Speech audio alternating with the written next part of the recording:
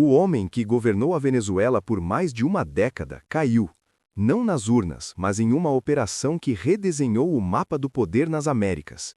Pare por um segundo. Respira fundo, porque o que você vai ouvir agora não é apenas sobre Nicolás Maduro. É sobre poder, interesses globais, petróleo, doutrina militar e uma pergunta que assombra a geopolítica há décadas. Até onde uma superpotência pode ir para derrubar um governo considerado inimigo? Nos últimos dias, o mundo acordou com imagens chocantes, declarações explosivas e um fato que parecia impensável até pouco tempo atrás. Nicolás Maduro fora do poder. Mas como isso aconteceu? Quem realmente ganhou com essa queda? E o mais importante, o que muda para a América Latina e para o mundo? Se você gosta de análises profundas e sem maquiagem ideológica, já deixa o like agora, porque isso ajuda o canal a continuar trazendo esse tipo de conteúdo. Quem era Maduro no tabuleiro global? Antes de cair, Maduro não era apenas um presidente, ele era um símbolo de resistência anti-americana, um aliado estratégico de Rússia, China, Irã e Cuba, o guardião das maiores reservas de petróleo do planeta. Internamente, governava com crise econômica profunda, inflação histórica, êxodo de milhões de venezuelanos, apoio militar rígido. Externamente, era visto por Washington como um obstáculo estratégico no quintal geopolítico dos Estados Unidos. E aqui entra um conceito-chave: doutrina Monroe, a ideia de que a América Latina é área de influência direta dos Estados Unidos. Nada disso é coincidência. O cerco começa. Meses antes da queda, sinais começaram a surgir e quase ninguém percebeu. Bloqueio econômico total, sanções ao petróleo venezuelano, fechamento do espaço aéreo, movimentação militar no Caribe. Enquanto o discurso oficial falava em pressão diplomática, nos bastidores, o tabuleiro já estava sendo montado. Fontes militares indicavam algo maior, algo definitivo. E quando a engrenagem da geopolítica começa a girar, ela raramente para no meio do caminho. Se você quer entender esse tipo de movimento antes de virar manchete, confere o link na descrição, lá eu deixo materiais complementares. A noite que mudou tudo. Era madrugada em Caracas. A cidade mergulhou no escuro. Energia cortada, comunicações instáveis. E então, explosões. Não foi uma guerra tradicional, foi uma operação cirúrgica, rápida, precisa e silenciosa. Relatos indicam uso de inteligência avançada, monitoramento de hábitos pessoais, coordenação entre forças especiais e agências de espionagem. O objetivo não era ocupar o país, era retirar o homem do centro do poder. Em poucas horas, Maduro já não controlava mais nada. Esse é um ponto crucial. Não se derruba um governo apenas com bombas, mas com controle da narrativa e da cadeia de comando. A queda do símbolo. As imagens correram o mundo. Maduro sob custódia, vendado, silenciado.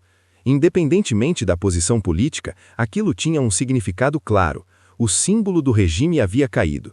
E quando o símbolo cai, o regime entra em colapso psicológico. Militares aguardaram ordens que não vieram. Aliados hesitaram. A oposição se fragmentou. O poder, naquele momento, ficou suspenso no ar. Quem assume o vácuo? Com Maduro fora de cena, surge a pergunta inevitável: quem manda agora? Internamente, a vice-presidência tenta assumir o controle.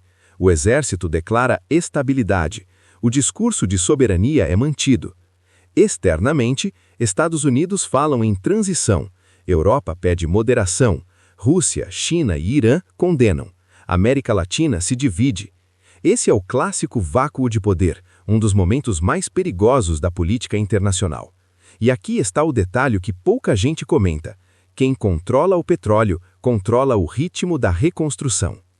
O interesse real. Vamos ser diretos.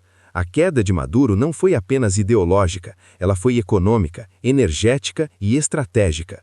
A Venezuela possui as maiores reservas de petróleo comprovadas do mundo, uma posição geográfica estratégica, capacidade de influenciar mercados globais. Para os Estados Unidos, garantir que esse petróleo não fique sob influência rival é prioridade absoluta. Para os aliados de Maduro, a queda representa uma derrota simbólica global. Nada disso é sobre democracia pura, é sobre poder real. Se isso está fazendo sentido para você, já se inscreve no canal, porque aqui a gente vai além do discurso pronto. As reações globais. O mundo reagiu em ondas. Europa pede diálogo. China fala em violação de soberania. Rússia alerta para a escalada. Irã acusa agressão ilegal. América Latina condenações, silêncio e medo. Cada reação revela uma coisa: ninguém quer que isso vire precedente, porque se caiu ali, pode cair em outro lugar. O que muda para a Venezuela? No curto prazo, incerteza política, instabilidade social, dependência externa. No médio prazo, disputa interna pelo poder, reorganização institucional, pressão internacional por eleições. No longo prazo, ou reconstrução, ou novo ciclo de dependência. A queda de um líder não garante liberdade automática, ela apenas abre uma porta. O que vem depois depende de quem atravessa primeiro. A queda de Nicolás Maduro deixa uma lição incômoda. No jogo geopolítico, soberania não é apenas um direito, é uma capacidade. Capacidade de se defender, capacidade de negociar, capacidade de não depender. Quando um país perde isso, outros decidem por ele.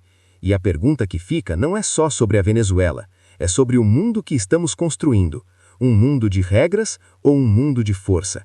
Se você quer continuar entendendo os bastidores do poder global, curte o vídeo, se inscreve no Poder Geopolítico 360 e confere os links na descrição para aprofundar essa análise, porque aqui a notícia não termina na manchete.